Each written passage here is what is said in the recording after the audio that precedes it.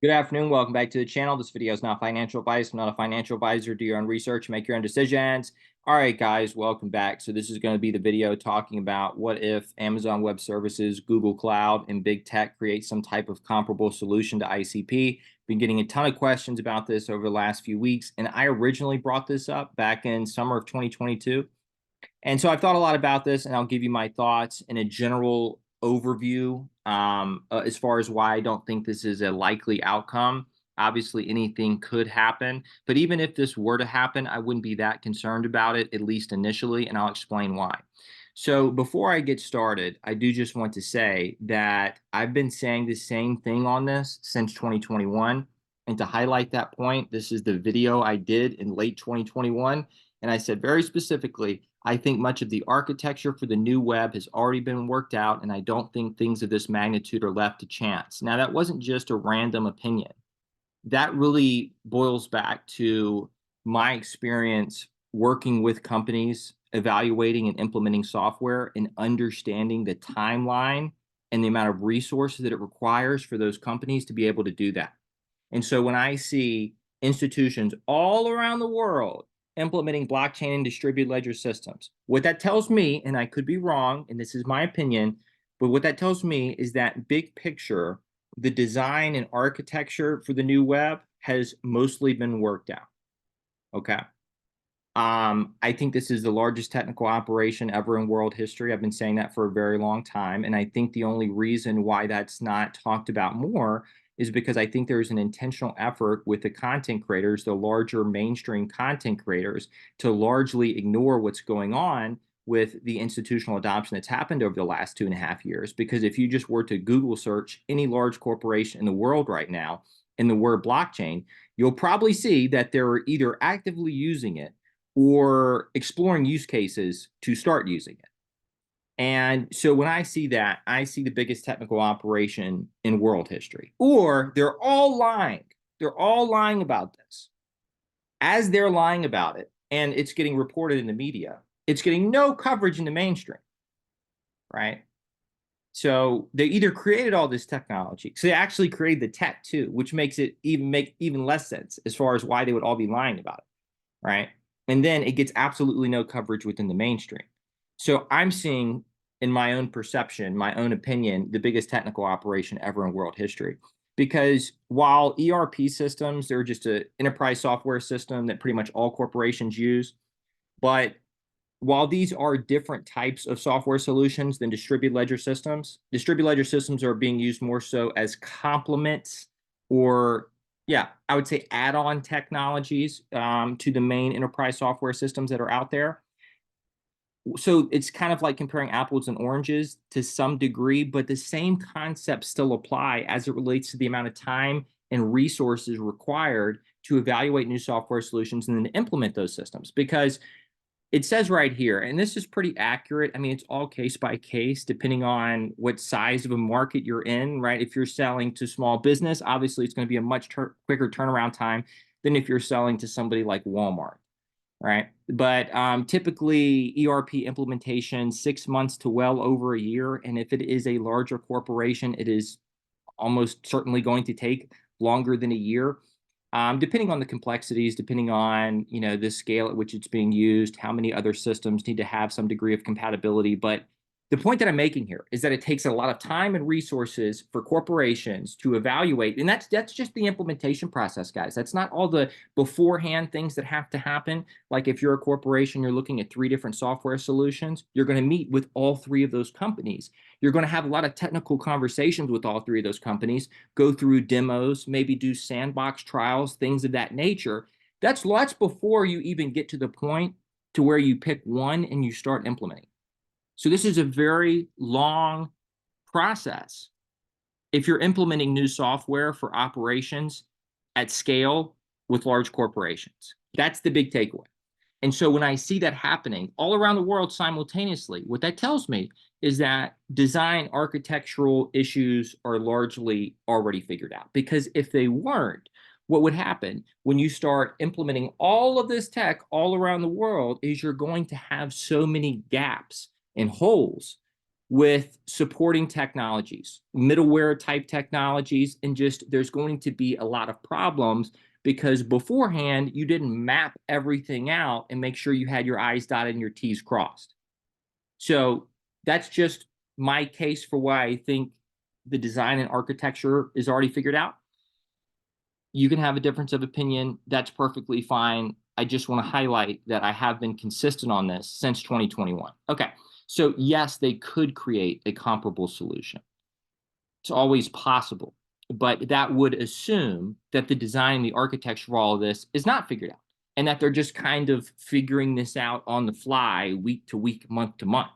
Now, what I'm watching is the institutions pull off the greatest magic trick ever because 95% of the population has absolutely no idea what's going on. And many people in retail have no idea what's going on. I feel like this is going to turn into a rant. I'm starting to feel it come on. So just forewarning about that. I'll try to reel it back in. But 95% of the population has no clue what's going on. Meanwhile, institutions all around the world are more or less adding a new layer to the internet in real time. And they're actually reporting what they're doing, right? But it's not making it into the mainstream. And see, even people in crypto, guys, many people in crypto have no concept of how this technology is being used. They have no understanding that the tech is even being used at the institutional level for the most part. And that's largely because the content creators have omitted so much of this information, and they've kept retail very narrowly focused on retail-based solutions, on retail DeFi, right? Because that's the big thing, is retail DeFi. So they keep everybody looking at that, and they pretty much just don't cover all types of enterprise applications and the degree to which institutions are implementing this tech all around the world. So I know it seems like it would be easy for them to just do this or just do that or whatever, but important concept. As this continues to move forward, as adoption continues, as this continues to get implemented, at some point in time, the whole like, well, they could just do something else. The amount of time, resources, money, everything that's already gone into this is truly insane. I mean, it would blow our minds if we could actually, be told the extent to that. But at some point, things kind of get set because of all the resources and time needed to implement new software. And so I'm not suggesting anything's a sure thing and that at some point it becomes a sure thing. So not financial advice. I'm not a financial advisor. Software is very sticky for the reasons that I've been over, okay? It's very sticky. And so at some point, things kind of get like, this is the way things are, okay? Like, so just think about this. Like, what if all the institutions just decided they didn't want to use, Microsoft Works anymore? Or something else like that. You're like, okay, well, how would they even go about now that it's so just a part of everything? How would they even go about doing that, right? What's the timeline on that? When is there going to be? So that's what I mean by software is very, very sticky. Okay, so I don't want to just go off too much on that, but also look at all the counter evidence that we're seeing. The institutional adoption in recent months, I don't think we would be seeing what we're seeing at like COP28. I don't think we would be seeing that if there was not some degree of understanding and agreement at the top levels with these institutions as far as where all this is going and who's going to be doing what. Also, the government of Manipur in India using ICP for their entire education system statewide. Metalure, one of the largest precious metal refiners in the world, I do not think would be seeing institutions like that start to tokenize their gold on ICP if there was any real risk of the big tech companies just randomly stepping in. Logano, Singularity Net, co-founder David Hansen of Hansen Robotics, and the WebAssembly Research Center at Carnegie Mellon. I'm going to go over a little bit more about WebAssembly here in a little bit when I get to the dfinity team. And, backing from some of the main players in Asia. And so this is what I mean when I say counter evidence, things that I would not expect to see if big tech randomly just stepping in with a comparable solution was a serious issue. Okay. Um, so backing from a lot of main players in Asia, Hashkey, Wancheng, Finbushy, new data centers popping up all over the world, and in Hong Kong. And then, they were look at the Point Zero Forum, Dominic and Jan were both speaking at the Point Zero Forum with tons and tons of central bankers. It's like, these are the things that I do not think I would be seeing if ICP was not a part of the bigger picture here. All right. And if all of that was not already figured out. Okay. So, in the dfinity team themselves, many of these people came from Google, IBM, and other large tech companies. And, if you look at their team and you go one by one through their technical team, it's very difficult for me to see this not already being worked out. Okay. And I'm not saying that to say that this is a, sure thing, whatever. I'm just saying assess all of the evidence, all of the information, and then ask yourself, what does this tell me? And while being flexible to, if things change in the future, if other evidence presents itself, reevaluating the situation at that point. So, back to dfinity's team and back to WebAssembly. So I'm not going to get too deep into WebAssembly or deep at all into WebAssembly. For the sake of this conversation, it's an important technology that's a part of the ICP technology, and it was developed by a conglomerate of big tech companies, okay, called the World Wide Web Consortium back in like 2015, 2016. So tech companies come together, form the World Wide Web Consortium to create WebAssembly, right? Now, just a general overview of WebAssembly. The main goal is to enable high-performance application on web pages, but it does not make any web-specific assumptions or provide web-specific features, so it can be employed in other environments as well. It's an open standard, and it aims to support any language on any operating system, and in practice, all of the most popular languages have at least some level of support, okay?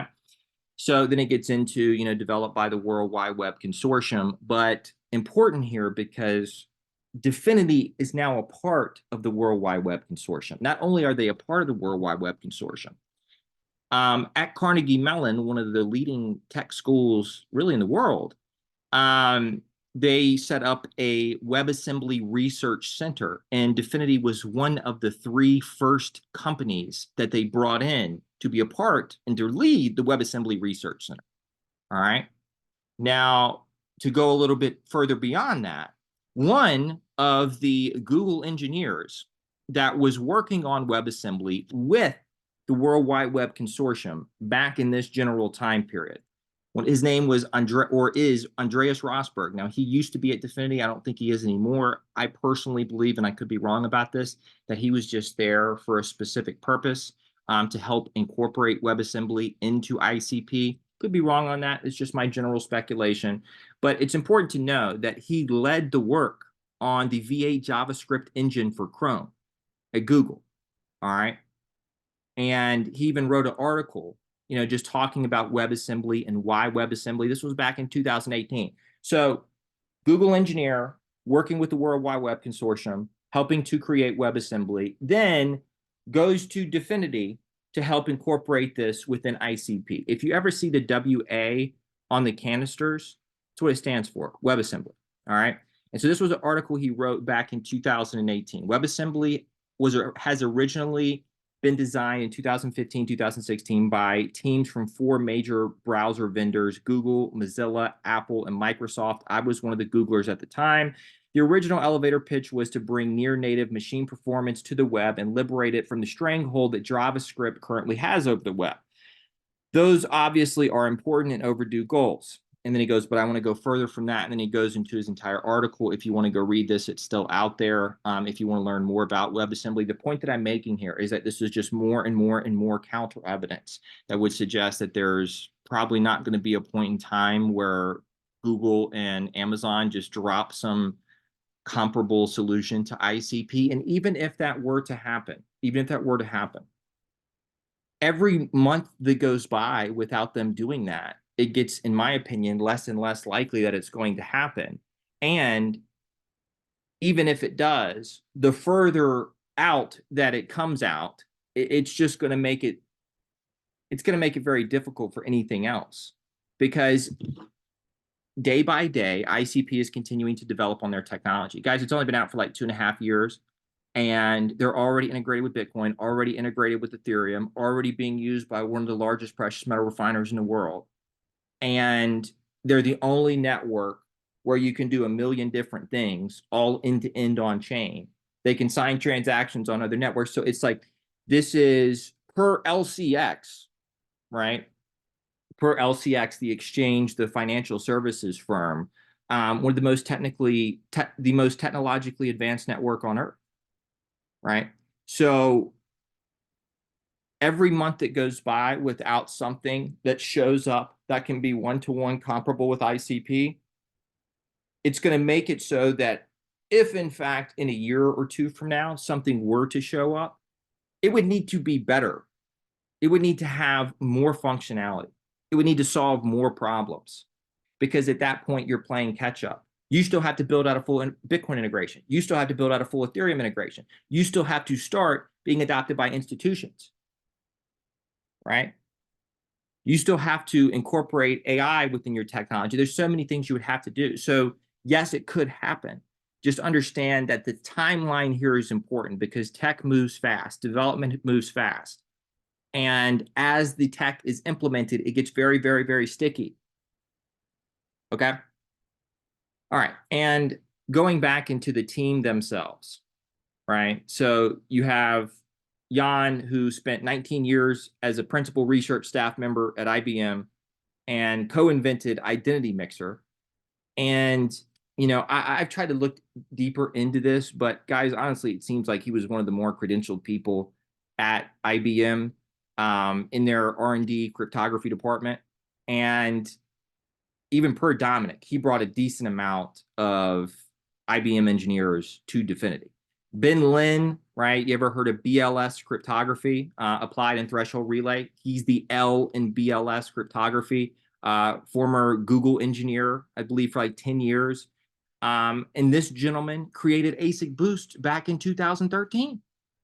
So it's like, if you just look across their technical staff, and I could go on and on and on and on and on with their technical staff. These people have a lot of credentials. Most of them have PhDs. And they have a lot of components of their technology patented too. I'd had to dive deeper into that as far as what's patented, what's not. But what their tech can do is, as it relates to the rest of the space, they have groundbreaking technological advancements. Signing transactions on other networks simultaneously without third-party middleware. That is a groundbreaking technical advancement compared to the way that it's currently being done. All right. And they're the only network in the entire space running in applications on chain. So I just don't think we'd be seeing all these things if that was really on the table, if for big tech to just randomly step in. Okay. A couple of the things here, guys. I think I pretty much already went over that, but if this was going to happen, we will see, well, we'll see it be released, okay? It's not like big tech's just going to drop some ICP competitor and then ICP is going to go straight to zero that day and it's all over, right? We would see it be released. We could actually assess it for ourselves and compare what it can do to what ICP can do. And we could also compare how far along ICP is with their development compared to this, which is just being launched, right? Okay. And every month that goes by, I think it becomes less likely. And every time a new institution starts using ICP, I think it becomes less likely. And guys, you know, for me, ICP doesn't even really need to fulfill their big picture mission of the blockchain singularity and everything being on chain. Like, if they just accomplish part of their big picture mission, I think this will still be a phenomenal investment. I mean, probably the best investment, even if they don't fulfill their long-term vision, even if they only can fill part of it. But I do believe that the internet is going to be rebuilt with canisters. I've been saying this for a long time. And yeah, I just see canisters as superior software. And I think the entire internet is going to be rebuilt with canisters. So I could be wrong about that. Again, nothing's ever a sure thing. That's not financial advice, but that's where I see this go. Everything being on chain and the internet largely being rebuilt to the degree that it's technically possible and that it makes sense, rebuilt with canisters. So that's it.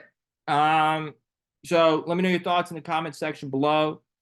I'm not saying that it can't happen or that anything's off the table. Those are just my thoughts when I look at the situation and I assess all the different factors involved. I think this is a legal term. Yeah, preponderance, the preponderance of evidence. The preponderance of evidence is a legal term, right? We just act like there has to be a certain amount of evidence to suggest something was true and or did happen. But I would apply that same like mindset when you're looking at this. Look at the evidence that suggests that that's probably not very likely. However, right, you always have to be open and receptive to new information because things change, and you don't want to be so closed-minded that you miss something because you're not considering all possibilities. So I do think it's a good thing that people are considering this as a potential thing that could happen that, you know, could throw a wrench into the big picture here. I just don't think it's very likely. And we're on a timeline at the end of the day, I believe. And so as time goes on, I just think it's going to become less likely. So that's it. Guys, that's all I got for this video. Thank you, everyone who's liked, share, and subscribe. Let me know your thoughts in the comment section below. That's it. Happy New Year. I don't know if I already said that. Take care. Have a good day. I will see you in the next video.